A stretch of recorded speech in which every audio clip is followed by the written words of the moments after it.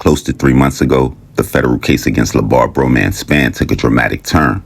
Broman, the alleged chief of the Four Corner Hustlers, was convicted in 2021 for his alleged role in the gang's long history of crimes, which included 9 murders. The government's case against him faced an unexpected revelation that would threaten to overturn the jury's verdict. The Four Corner Hustlers, known for its West Side Chicago operations involving robbery, drug dealing, and murder, was highlighted in the 2017 indictment that linked Broman and other members of the gang to several high-profile murders.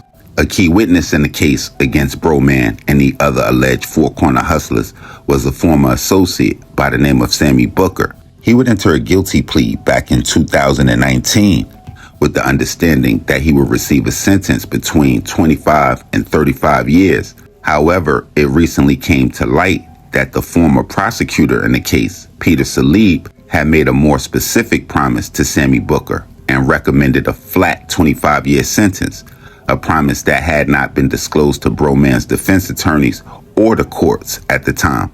Now, that undisclosed agreement between the government and Sammy Booker would come to light during the preparations for his sentencing and was only officially acknowledged by federal prosecutors at the end of August 2024. Now, the U.S. District Judge Thomas Durkin, overseeing Broman's case, seemed to be notably disturbed by the revelation.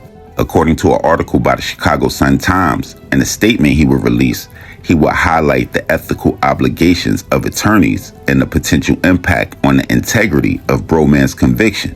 And at that time, Judge Durkin would order prosecutors to disclose all relevant details and also give Broman's defense attorneys time to respond, suggesting the jury's verdict could possibly be thrown out.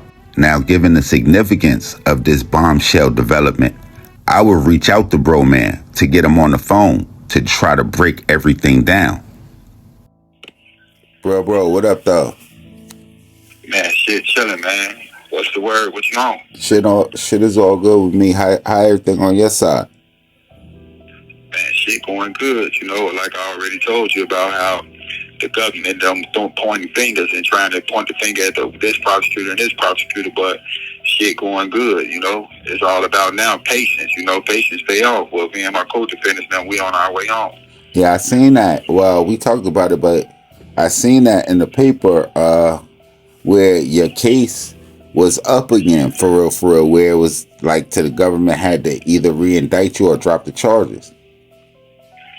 Right. See, they can't re-indict me. They gotta drop the charges, but you know that's too much like right with them. So right now we understand, like when like situation they in, it's on the government and the lawyer to come up with a situation of what they want to do.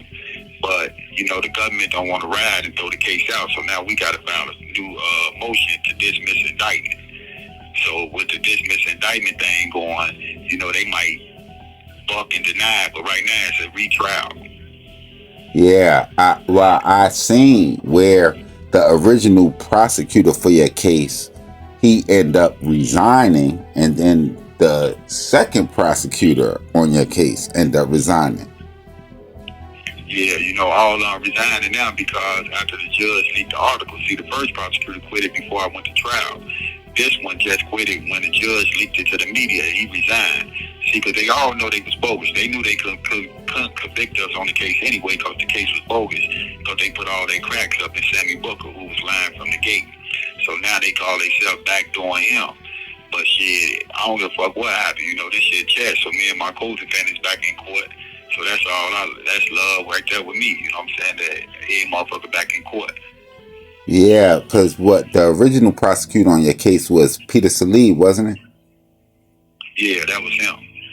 And the other one was named Sereno or some shit. Reno or some shit. He the one just resigned. He was the second one. He was the one took me to trial.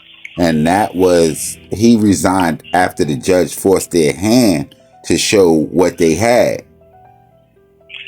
Right, but when they let my other rappy out, Keith Chapman, back in April of last year, the head prosecutor resigned because he thought then that it was going to be a trifecta and they supposed to let me out.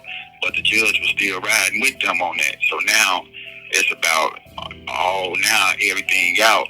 they know they gotta let me come home. So now it's all about who they gonna point the finger up and who they gonna try to say the blame on. It's a blame game.